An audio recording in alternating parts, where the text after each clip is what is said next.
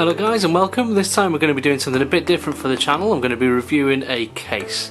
This one is a budget case, so bear that in mind. Don't expect anything to be too fancy or particularly well built here, but I suppose we'll find out together. This one is the AVP X6 mid-tower case, which is available for £20 and under from here in the UK. I picked this up from Novatech together with another similar, even cheaper case. Specification wise, if we look on the box, we can see we've got room for up to 6 fans, 2 at the front, 1 at the bottom, 1 at the top and 1 at the back. It's got front USB audio port, a USB 3 port, 7 PCI slots, enough space for one 2.5 inch hard drive and 2 3.5 inch hard drives. So if you're looking for a more complex system with lots of discs and things in there, it probably isn't going to be much use to you. However, for what I'm looking to do, which is essentially build a pre-built system into this case to make it look a bit more fancy so I can flip it for a bit more, I think it will be ideal. But let's get this unboxed and see what it's like to actually deal with. Okay, so I've got this thing out of the box, and I've got to say, first impressions, it looks pretty damn good. Obviously for the price, you've got to bear that in mind at all times, so lower your expectations a little. The actual feel of it is quite tinny, but that's to be expected. The acrylic side here, it's not actually glass or anything like that, it's quite heavily opaqued. I don't know if you can see through that particularly well, but I think that'll look quite good when there are lights and things in there. However, it's important to notice that if you are looking for something with a completely transparent side, this does not have that. Looking at the front, we've got the same kind of shiny effect to the plastic. We've got enough space there for two 5.25 drives, which I won't be using, I don't think here, but they're there if you want them. And then we've got the I/O in the form of the USB 3, standard USB, and a couple of audio options there. Not too bad. The other side is an extremely bare, but the good point is it does have a bit of space. See the depth of it there. It does have a bit of space for some cable management, so that will be interesting. Admittedly, I don't think I'm going to be too bothered about doing a particularly tidy job with this, because I'm just using a budget power supply with catch-up cables, so that'll be what it is. And looking at the back, we've got the area for the motherboard input-output, all of the spare PCI slots here, and space for the PSU. Well, the one thing I can tell already, I think I'm right in saying this, the actual PCI covers are just ones you break off manually. They're not things you can slot in and out, so it is kind of one of those systems where once you've ripped it off, that's it, it's not going back on. But for now, yep, looks alright. Let's whip open the side and have a look. Just for your interest, the side is held on by 5 thumb screws dotted around, which is exactly what I expected from the pictures I saw, but it's something, if you're not aware of it, is something you need to be mindful of. Anyway, let's crack this off and have a look. Right, with the side panel removed, we can see here, this is what the inside looks like, and the nice surprises continue. This bottom PSU tray is completely shrouded, which is quite nice. It will really add to the tidy effect when it's finished. And yeah, you've got quite a bit of cabling there. They've got the usual inputs and outputs as you would expect. We've got a nice header there for USB 3. And looking in the bag of stuff, what have we got in there? Okay, it looks like we've actually got a speaker, which is something that's often overlooked these days. I keep a couple of them handy because when you're diagnosing motherboard problems, having silence is completely useless, whereas some sort of beeps that these motherboards can tell you can often be very useful for letting you know what's going on, which in most cases is usually the RAM. But yeah, it's quite kind of spacious in there. I think, looking at it practically, if you were to have a full DVD drive in there, looking at the depth, I would be surprised if a full-size motherboard would fit in there nicely, because I don't think there's going to be enough room in there. I think the one I'm putting in there is going to be a bit smaller, so we're not going to have much issue with that. But it's something I will mention here just as it's to be mindful for, really. You may want to go slightly bigger than this. But yeah, that's what we're working with. I think overall, at the moment, my initial impressions are very, very good. The edges and whatnot don't feel too much like I'm about to be cut to shreds, which is always a bonus. As we may have seen from the Yes Man's recent video, some cases are just there to take blood, so this is not one of them. Yeah, I think it's now time to whip open the PC. I'm going to be transplanting in here, which for anyone playing along at home is this here, which is a really tasty i5 system. It's a 4th gen i5 system with the RX 460 I've put in there. But to give it a bit more appeal, I'm going to be transferring the innards of that into here and putting in some lights and whatnot, just to kind of make it a bit more gamery and hopefully get that thing gone. Anyway, on with the build.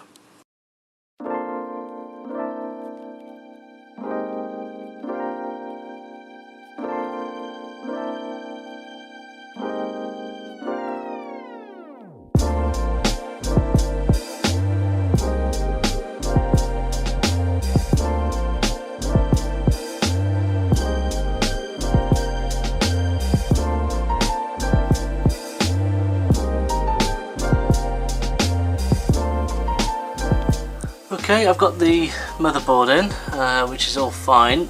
A little bit concerned about this. It is very much touching the outer edge, so I may need to rethink the actual layout here. But yeah, pretty tidy, quite nice in there, as you can see. That, however, is a slight concern, but I'll pop the side on now and, well, we'll see. Otherwise I may need to stall while I wait for another cooler, but we shall see. Okay, amazingly, when I put the side on, I think the way it actually rests on this bit of a lip on the side here, it does mean that it is actually able to fit. I'm feeling absolutely no protrusion there. As you can see, there's no bulge. Doesn't seem to be doing too much, so I think we might have just got away with that. So thankfully we can carry on with the build. Woo!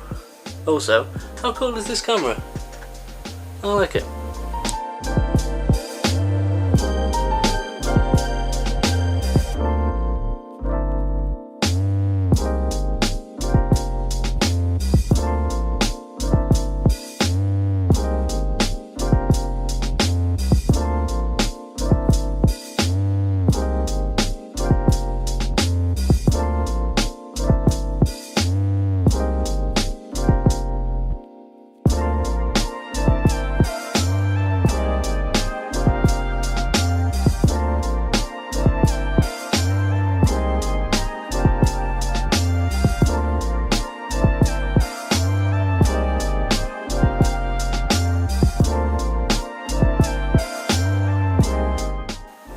Okay, power supply in, looking kind of nifty, plenty of room down there I would say, room for the drives as you'd expect, and then I think given that the side panel has quite a big recess in there, there should be plenty of room for cable management, so this should look quite tidy, though with the budget PSU I'm using then I'm not going to be stressing it too much, but so far really impressive stuff.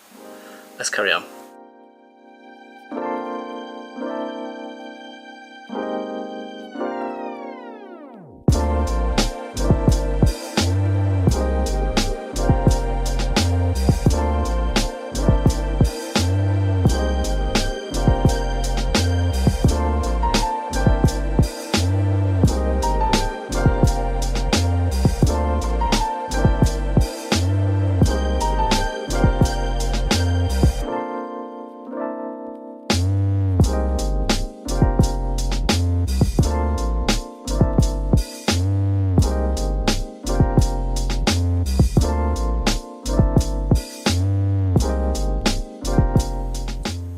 Okay, a pet peeve has been discovered, which I've only found out since installing or trying to install the hard drive. So you can see it's kind of drooping away in there.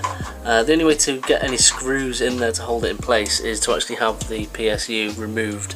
So you can see, if I just shine a light in there, hopefully, you can see the holes and things are accessible from that side, but obviously when there's a power supply in the way, no luck. So that's something to bear in mind if you are using this case, is to get the hard drive screwed in before screwing in the PSU. So I'm going to have to unscrew that and pop them in. Not really a big issue, but definitely something worth noting, as there's no instructions or anything with this, and it definitely wasn't immediately apparent to me. Anyway, let's crack on. Okay, so things are going smoothly. I've got the hard drive in, having to remove the PSU, which is a bit of a pain. It's all wired up. From the other side, it's looking relatively smooth. I've just got to tuck these away somewhere and get these out of the way, but that's not going to be a problem. Oh, I can see I've nudged that a little bit. Now the only thing from this point of view which was a little bit tight, and that's just my own forethought, with such a big cooler, getting that little 4-pin connector back there was a bit of a pain. However, thanks to my very small lady fingers, I was able to get that in there. So if you're a bit more burly than I am, then that might be an issue, but you've probably got the foresight to realise that such a whopping cooler will get in the way, so there you go. Yep, onwards. I'm going to carry on now and use the and install some fans. Now the lighting and fans I'm going to use, one second. This, which you may recognise, this ominous box from previous review, it's a £12 kit from eBay, which is just fantastic. It comes with some LED strips. I've got to be careful here, using one hand. There we go. Yeah, it comes with a couple of 12cm fans, LED strips and a controller, etc, etc. And I think, given the style of case and what I'm aiming for here, will really set it off nicely. So yeah, another fantastic use for what I will highly recommend for the price. If you do want to see a review of this specifically, then do go check out my other video. If I remember, I'll pop a link in the description, which sounds very YouTubery indeed. Anyway, let's carry on.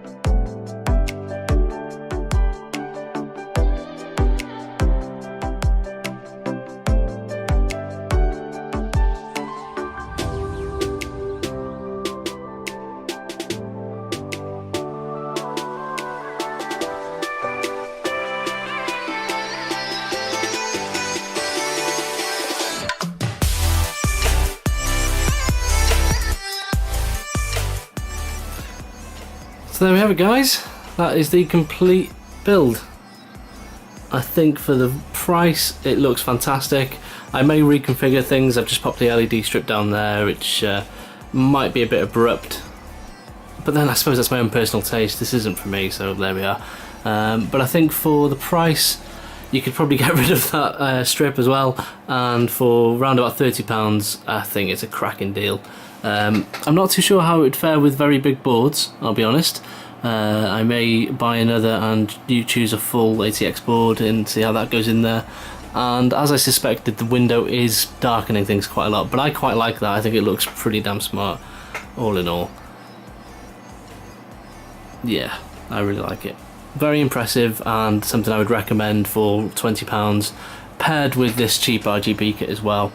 It's fantastic. It certainly adds a lot of value to the system. Looks a lot more expensive than it is. I think if I was to choose one of the RGB coolers, that would be sufficient as well. You may not even need to have extra fans, but overall, yeah, really pleased with it, and hopefully this should sell pretty easily. It's a pretty good spec, but I suppose that's not really the point of this video, so I won't go into that. Yeah, as far as the case goes, I would definitely recommend it.